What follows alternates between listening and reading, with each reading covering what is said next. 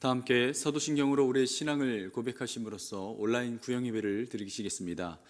나는 전능하신 아버지 하나님 천지의 창조주를 믿습니다. 나는 그의 유일하신 아들 우리 주 예수 그리스도를 믿습니다.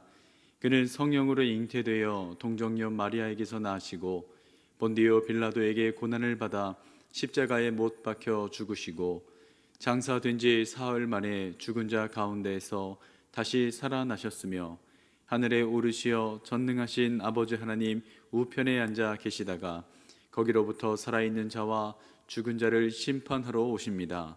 나는 성령을 믿으며 거룩한 공교회와 성도의 교제와 죄를 용서받는 것과 몸의 부활과 영생을 믿습니다. 아멘. 다 함께 찬송가 440장 찬송하시겠습니다.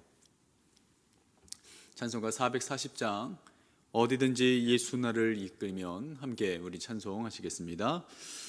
어디든지 예수 나를 이끌면 어디든지 예수 함께 가려네.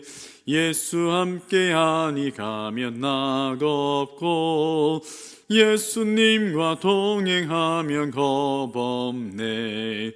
어디를 가든지 겁낼 것 없네.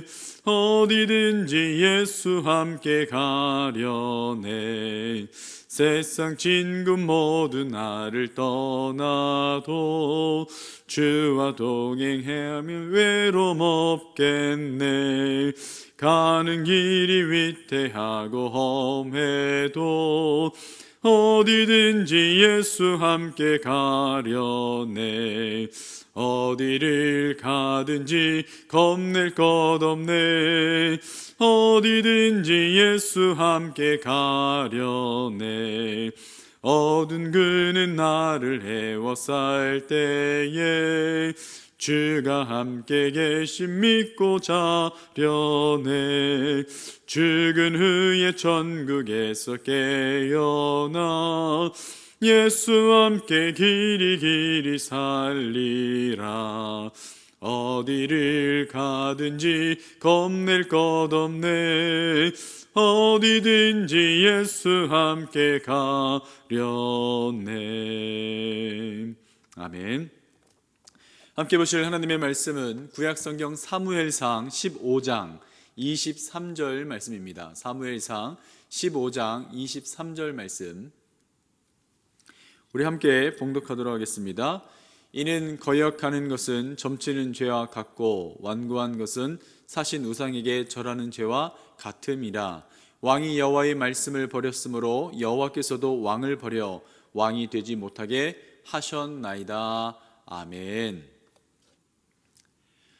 어느 목사님께서 목회를 하시면서 이 두 가지 고민을 하셨다고 합니다. 첫째는 교회에서 열심히 있는 이 성도들이 왜 시험을 일으키는가라고 하는 그 고민이었고, 두 번째 고민은 성도들을 위해서 뜨겁게 축복 기도를 하지만 왜 하나님께서는 모두에게 응답해 주시지 않으시는가라고 하는 그 의문이었다고 합니다.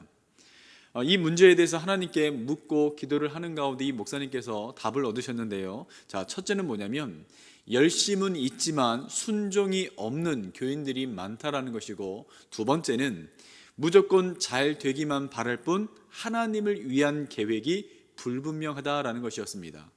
자, 열심은 분명 좋은 것입니다. 그런데 이 열심 때문에 문제가 생겨나기도 한다는 것이죠. 예수님의 뜻과 예수님의 그 계획을 우리가 알지 못하면 우리의 그 열심은 예수님의 의를 드러내기보다는 도리어 나의 의와 나의 공로를 드러내는 하나의 어떤 방법으로 전락해버린다는 것입니다. 자, 로마서 10장 2절에서 3절 말씀해 보니까 사도 바울이 이렇게 말씀합니다. 내가 증언하노니 그들이 하나님께 열심히 있으나 올바른 지식을 따른 것이 아니니라. 하나님의 의를 모르고 자기 의를 세우려고 힘써 하나님의 의에 복종하지 아니하였느니라. 아멘. 자, 여러분, 그렇다면 왜 열심히 있는 교인들이 이 교회 안에서 시험을 일으키는 것일까요?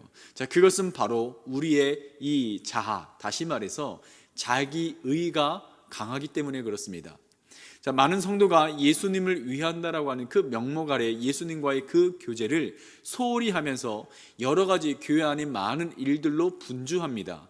누가복음 10장 38절에서 42절 말씀해 보면 이 마르다라고 하는 여인이 예수님을 대접하기 위해서 열심히 일을 하는 내용이, 그 장면들이 나오죠. 그런데 이 마르다는요, 정작 예수님과의 그 교제에 있어서는 소홀했다는 겁니다. 주님과의 교제를 소홀했을 때에 그의 그 열심에서 드러나는 것은 오히려 자기 안에 있었던 그 강한 자기의였다라는 거예요. 강한 자아였다라는 겁니다. 예수님을 위한다고는 했지만 동생을 향해서 불평하고 결국 예수님의 마음을 불편하게 했습니다. 이것이 바로 자아의 특성이다라는 거죠. 여러분, 결혼식장에 가서 이 결혼식 행사를 진행하는 사람들을 혹시 보신 적 있으십니까? 자, 신랑과 신부와 그리고 신랑 신부를 축하해 주기 위해서 모인 그 축하객들 모두는요, 이 결혼식을 다 즐거워합니다. 즐긴다라는 거예요. 그러나 결혼식을 진행하는 그 예식장의 직원들은요, 아무리 그 결혼식의 그 중심에 있다 할지라도 그들에게는 그저 그 결혼식이 하나의 일에 불과하다라는 겁니다. 그런데 우리가 하나님의 일을 꼭 이렇게 할 수 있다라는 거예요. 여러분, 교회 일을 하면서 혹시 시험에 들었던 적이 있으십니까? 있다면 그 이유가 무엇이라고 생각하시나요? 그것은 바로 내가 주의 일을 한다고 하면서 정작 중요한 주님과의 그 관계, 주님을 만나는 그 시간을 내가 소홀히 여겼다는 거예요. 초대교회에서도 여러분 같은 문제가 있었습니다. 초대교회가 부흥이 일어나는 가운데 어떤 문제에 부딪히게 되냐면 구제하는 일로 이 교회 안에 시험이 닥쳐옵니다. 구제 문제로 인해서 헬라파 유대인들과 히브리파 그 유대인들 사이에 갈등이 일어났다는 거예요. 구제하는 일, 봉사하는 일, 여러분 얼마나 이게 좋은 일입니까? 마땅히 교회가 감당해야 되는 일이죠. 그러나 구제하는 일, 이 봉사하는 그 일에만 얽매여서 정작 하나님과의 그 교제를 소홀히 하기 시작하자 이 구제와 봉사는요, 교회 안에 커다란 시험거리로 전락해버렸다는 거예요. 자, 이것은 초대교회를 무너뜨리기 위한 사탄의 큰 공격이었다는 겁니다. 그러나 이 시험을 통해서요, 초대교회는 결과적으로 더 강건해졌어요. 왜냐하면 사도들이 이 시험을 통하여서 하나님께서 우리에게 원하시는 바가 무엇인지를 정확하게 알았고, 그래서 이제 주님과 함께 동행하며 일하는 것임을 그들은 알았기 때문에 오로지 말씀과 기도에 전념하게 되었다라는 겁니다. 그걸 결단했다라는 거예요. 여러분, 우리가 왜 예배하는 자리에 더 힘써야 되고 왜 기도하는 자리에 힘써 참여해야 되는지 아십니까? 바로 이를 통하여서 온전히 주님과 교제가 일어나고 이를 통하여서 주님 뜻에 우리가 순종할 수 있기 때문이다라는 거예요. 역대상 13장 말씀에 가보면 여호와의 법궤를 그 예루살렘 성으로 옮겨오는 장면들이 나옵니다. 자, 당시에 여호와의 그 법궤를 예루살렘 성으로 다시 옮겨오고자 하는 다윗의 열심은요, 굉장히 아주 대단했다라는 거예요. 그런데 결과적으로 여러분 그 일이요, 실패로 끝나버립니다. 왜냐하면 그 일을 진행하는 가운데 크게 시험될 일이 발생해 버렸다라는 거예요. 하나님의 이 법궤를 수레에 실어서 오는 와중에 이 수레를 끌던 소가 무언가에 놀랐는지 크게 뛰는 바람에 이 수레에 실려 있었던 이 하나님의 법궤가 바닥에 떨어질 수도 있겠다라고 하는 그 생각 때문이었는지 수레 옆에서 같이 걸어가던 그 전까지 이 하나님의 법궤를 보관하고 있었던 이 웃사라는 사람이요, 그 법궤를 만졌다가 그만 그 자리에서 죽는 사고가 발생해 버렸다는 겁니다. 여러분, 그들에게는요, 법궤를 옮기고자 하는 그 열심만 있었지 법궤를 옮길 때에 지켜야 하는 그 하나님의 말씀에 대해서는요, 그것이 무엇인지에 대해서는 그들은 그렇게 크게 관심을 갖지 않았다는 겁니다. 여러분, 사실 법궤를 옮길 수 있는 사람은요, 하나님께서 정해놓으셨어요. 바로 레위 지파의 고앗 자손들만 이 법궤를 옮길 수 있었다는 겁니다. 또한 법궤를 운반할 때는요, 수레에 실어서 옮기는 것이 아니고 하나님께서 분명히 뭐라고 말씀하셨냐면 반드시 제사장들이 어깨에 메고 운반을 해야 됐다는 거예요. 그러나 다윗은요, 이 열심을 앞세운 나머지 하나님께서 정해놓으신 그 방법을 따르지를 않은 겁니다. 이처럼 하나님의 말씀을 잘 모르고 열심만 있는 경우에는요, 오히려 큰 시험을 초래할 수 있다는 거예요. 그래서 주님과의 이 교제를 우리는 소홀히 해서는 안 된다는 겁니다. 그렇다면 우리는 왜 우리의 삶 속에서 이 주님과의 교제를 소홀히 하고 주님 음성 듣기를 소홀히 하는 것일까요? 여러분, 그것은요 바로 우리와 함께 하고 계시는 그 예수님에 대해서 잘 알지 못하기 때문입니다. 분명히 이 복음의 핵심은 여러분 무엇입니까? 십자가와 부활이죠. 예수님은 십자가의 죽으심으로 인해서 우리의 그 죄 문제를 해결하시고 부활하심으로 그리스도이심을 우리에게 증명해 주셨고 또 승천하셨다는 겁니다. 그러나 우리가 반드시 알아야 할 그 한 가지 사실이 더 있습니다. 무엇이냐면 그것은 바로 부활하시고 승천하신 그 예수님께서 내 안에 오셨다라는 거예요. 요한복음 14장 18절에서 20절 말씀을 제가 읽어드리겠습니다. 내가 너희를 고아와 같이 버려두지 아니하고 너희에게로 오리라. 조금 있으면 세상은 다시 나를 보지 못할 것이로되 너희는 나를 보리니 이는 내가 살아있고 너희도 살아있겠음이라. 그날에는 내가 아버지 안에 너희가 내 안에 내가 너희 안에 있는 것을 너희가 알리라. 아멘. 여러분, 예수님은 부활, 승천하셔서 모든 믿는 자에게 오셨다라는 겁니다. 중요한 것은 뭐냐면 우리 안에 이미 오신 이 예수님과 내가 인격적인 교제를 하고 있냐라는 거예요. 예수님과 인격적인 지금 관계를 맺고 있는가 하는 이것이 바로 우리의 그 신앙생활이 건강한가 그렇지 않은가를 가늠할 수 있는 열쇠가 된다는 겁니다. 여러분, 만약 여러분이 오지에 선교사로 파송받는다고 한번 가정을 해보십시오.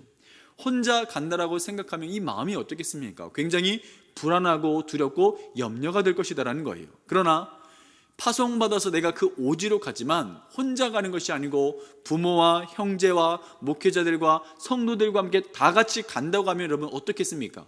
가볼만 하지 않겠냐라는 거예요. 두려움과 여러분 이 걱정은요 결국 내가 혼자 다 간다라고 혼자 다 감당해야 된다라고 생각하기 때문에 생겨나는 것이 두려움이다라는 거예요. 그러나 우리 주님은 어떻습니까? 우리가 선교지로 혼자 떠날 때 주님은 동행하시지 않으시겠냐라는 거예요. 함께하여 주시지 않으시겠냐라는 겁니다. 여러분, 눈에 보이지 않지만 우리 안에 계신 주님은요 늘 우리와 함께하고 계십니다. 우리가 어딜 가든지 우리와 함께 계시고 우리와 동행해 주신다는 거예요. 여러분, 이 사실을 믿으셔야 된다는 겁니다. 이 사실만 분명히 깨닫는다면 아무도 함께 가지 않는다 할지라도 두려울 것이 없고 걱정할 것이 없다라는 거예요. 여러분은 어떠십니까? 눈에 보이지 않는 그 주님과 여러분 동행하고 계신가요? 우리가 하나님께 어떻게 쓰임받느냐라는 이 질문에 대한 답은 여러분 무엇이냐면 언제부터 내가 하나님의 그 음성에 순종하여 인도함을 받을 수 있었는가?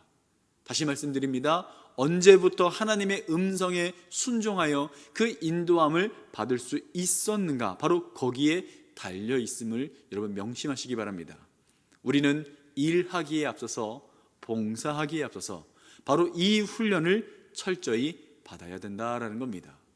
이 은혜가 함께 하심의 그 은혜가 주님과 친밀하게 교제하는 가운데 부어주시는 그 은혜가 여러분의 삶 가운데 가득가득 넘쳐나기를 예수님의 이름으로 간절히 축원합니다. 기도하겠습니다. 하나님을 더욱더 알기를 원합니다. 하나님을 더욱더 사랑하기를 원합니다. 우리 주 예수 그리스도 가운데 우리가 거하면서 내 안에 계신 우리 주님과 친밀한 교제를 우리가 누리며 또한 성령께서 우리의 삶을 인도해 가실 때에 우리가 하나님 그 말씀에 따라 순종하며 나아갈 수 있도록 허락하여 주시옵소서. 교회를 섬기고 봉사하고 헌신하는 것 중요하지만 그러나 그것이 우리의 사역의 본질이 아닙니다. 우리가 마땅히 먼저 최우선으로 두고 감당해야 될 그 본질은 하나님과 더 깊은 친밀한 교제를 누리는 것임을 기억하면서 다시금 내가 하나님 교회 일을 열심히 한다고 했지만 마음이 그동안 공허했던 거, 만족감이 없었던 거, 또 여러 가지 많은 문제들이 발생했던 바로 그 이유가 하나님과 친밀한 교제 없이 나의 인간적인 어떤 열심 때문은 아니었는지를 한번 돌아보는 시간이 되어지게 하여 주시옵소서. 더욱더 주님을 사랑하는 가운데 주님께 충성하고 헌신할 수 있는 우리 제1의 백성들이 더욱더 많아질 수 있도록 도와주시고 이번 한 주도 하나님의 은혜 가운데 살아갈 수 있는 은혜를 힘을 우리에게 허락하여 주시옵소서. 예수님의 이름으로 기도드리옵나이다. 아멘. 하늘에 계신 우리 아버지, 아버지의 이름을 거룩하게 하시며 아버지의 나라가 오게 하시며 아버지의 뜻이 하늘에서와 같이 땅에서도 이루어지게 하소서. 오늘 우리에게 일용할 양식을 주시고 우리가 우리에게 잘못한 사람을 용서하여 준 것 같이 우리 죄를 용서하여 주시고 우리를 시험에 빠지지 않게 하시고 악에서 구하소서.